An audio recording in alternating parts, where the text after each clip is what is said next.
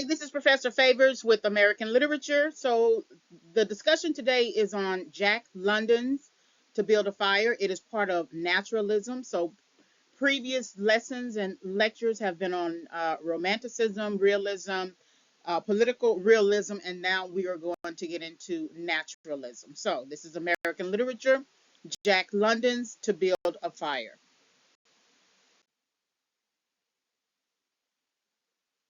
This discussion is subject to fair use.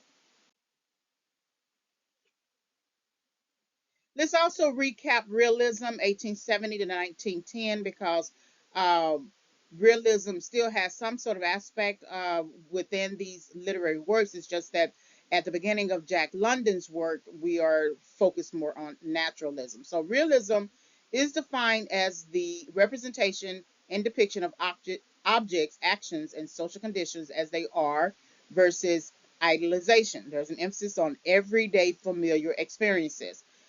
Realism is influenced by the American Civil War. Then realistic writers tend to depict the way the world is and was at a particular time in history, emphasizing the experiences of middle class and working class locales, regions.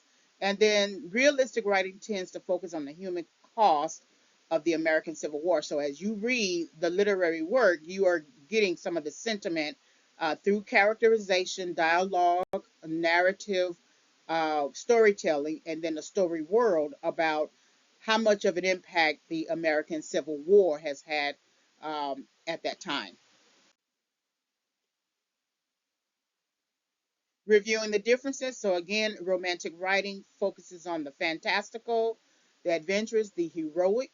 Realism writing focuses on real, it's an accurate imitation of life, as in truth in fiction, and it focuses mostly on the ordinary citizen. So, once you understand realism writing, and of course, the difference between romantic writing and realism writing, it'll help you understand that naturalism focuses more on the human struggle condition and it's much of a depiction of the human experiences that tend to be more gritty.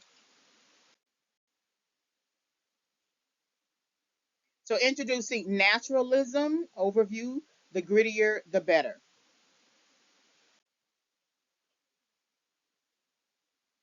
Naturalism defined. So it naturalists tend to intensify the realist perception. So, for instance, if the realism and as an extension of the realist who is writing that literary work focuses on the local color aspect of the locale or region, and there is a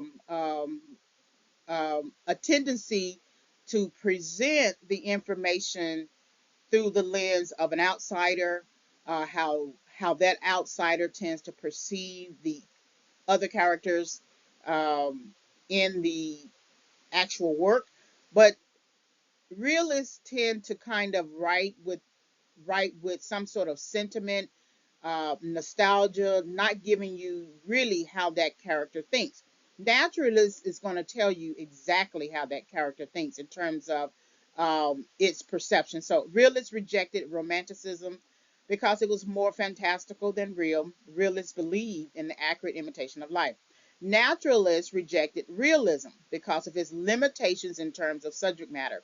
For the naturalist, the realist did not want to offend the sensibilities of his readers, who represented the genteel classes. Realists wrote about the darker aspects of human life and living.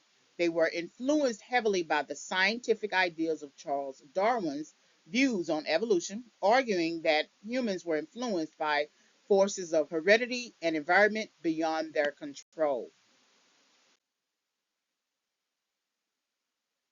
There are origins to naturalism. So, through Emile Zola, a prominent French novelist, articulated the theory of naturalism in a book titled The Experimental Novel, published 1880. The novel is considered the literature of our scientific age, resembling a scientific investigation into reality. Zola is not concerned with plot as much as he focuses on the aspect of reality for examination.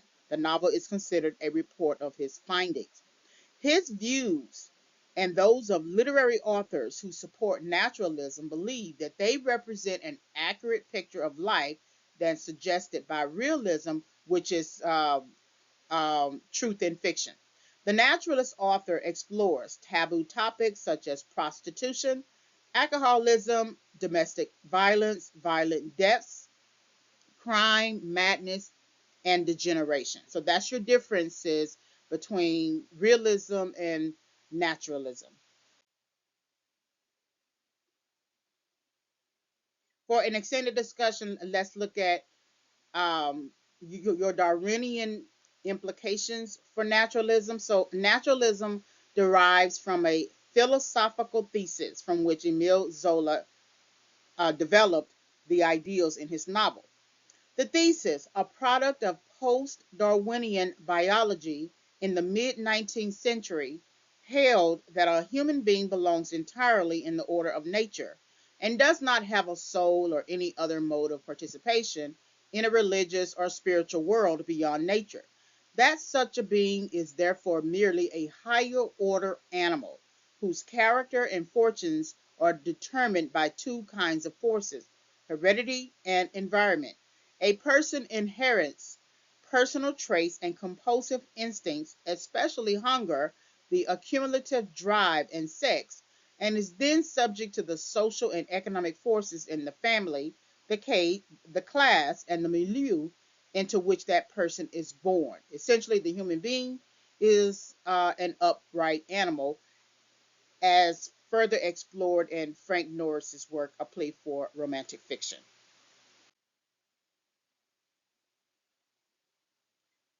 Naturalism as pessimistic, materialistic determinism. So sometimes defined as a pessimistic, materialism, determinism, naturalism sought to look at human nature in a scientific light, and the author often took on the role of scientist, coolly observing the human animal in a variety of plights, at the mercy of forces beyond his control or understanding, compelled by instinct and determined by cause and effect to behave in certain, often self-destructive ways as a result of heredity and environment.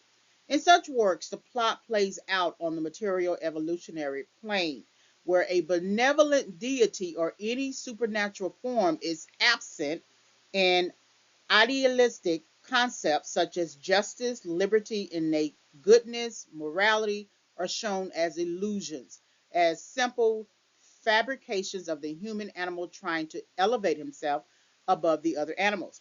In the naturalistic works, nature is depicted as indifferent, sometimes even hostile to humans, and humans are often depicted as small, insignificant, nameless losers in battles against an all powerful nature, often trapped by circumstances, unable to summon the will to change their determined outcome.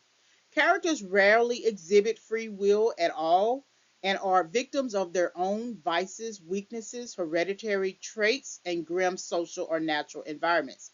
Naturalistic novels offer a journalistic perspective with narrative distance on the character's degeneration. So what you'll see in To Build a Fire is much of the main character's uh, decision to go at a trail alone.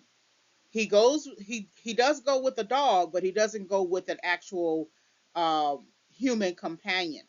And so even though he doesn't go with a human companion, the naturalist literary writer is suggesting that nature nature is depicted as indifferent.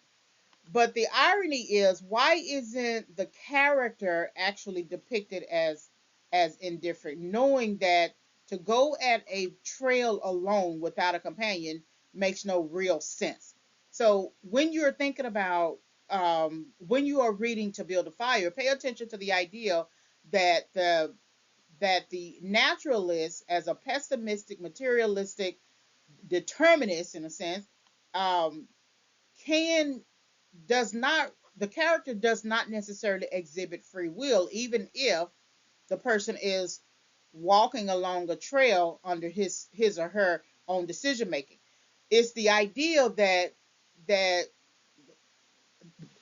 basically that God doesn't exist and that there's no real need for God to exist in just everyday decisions. So, the most important thing to pay attention to is that this is um, the character, the literary work is usually told in third person, so that gives it some sort of narrative distance, and it reads more like an observation than it does the narrator becoming involved with the character.